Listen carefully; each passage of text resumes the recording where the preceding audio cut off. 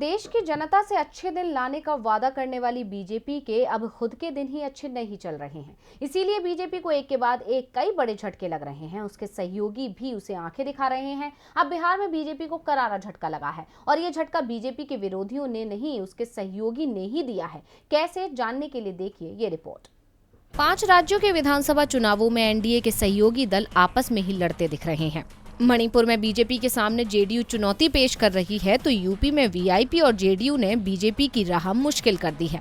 BJP की ओर से सफाई दी जा रही है कि उसका गठबंधन जेडीयू और वीआईपी से बिहार में है, दूसरे राज्यों में नहीं। लेकिन अब बिहार में भी बीजेपी के सहयोगी उसे झटका दे रहे हैं। बिहार में एनडीए की सरकार है, जिसमें बीजेपी के अलावा जेडीयू, वीआईपी और हम शामिल हैं। लेकिन राज्य की एनडीए सरकार में कुछ भी सही नहीं दिख रहा है। बीजेपी नेता अपनी सरकार के मुखिया नीतीश कुमार पर जमकर निशाना साध रहे हैं, तो जेडीयू ने इसका करारा जवाब बीजेपी को दिया है। बीजेपी के कई नेताओं को जेडीयू ने अपने पाले में कर लिया है। जेडीयू के राष्ट्रीय अध्यक्ष ललन सिंह की मौजूदगी में बीजेपी के कई नेताओं ने जेडीयू का दामन थामा है।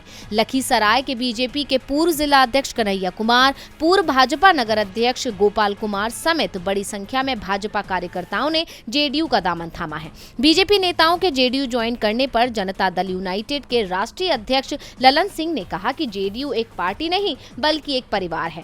यहाँ पर सिर्फ बड़े कार्यकर्ताओं का ही नहीं, छोटे कार्यकर्ताओं का भी सम्मान किया जाता है। जेडीयू के इस कदम को देखकर कहा जा सकता है कि अब बीजेपी पर उसकी सहयोगी पार्टी भारी पड़ गई है, क्योंकि अभी तक बीजेपी अपनी सहयोगी पार्टियों को कमजोर किया करती थी, लेकिन इस बार जेडीयू ने बीजेपी में ही टूट करके उसे कमजोर कर दिया है। जेडीयू के इस कदम को उसका बदला या फिर नहले पर दहला भी कहा जा सकता है, क्योंकि बीजेपी ने अरुणाचल प्रदेश में जेडीयू विधायक को तोड़कर उसे कमजोर किया था। उस समय तो जेडीयू की ओर से सिर्फ बयानबाजी ही हुई थी, लेकिन अब जेडीयू ने बीजेपी से बदला लिया है और पुराना हिसाब भी चुकता कर लिया है।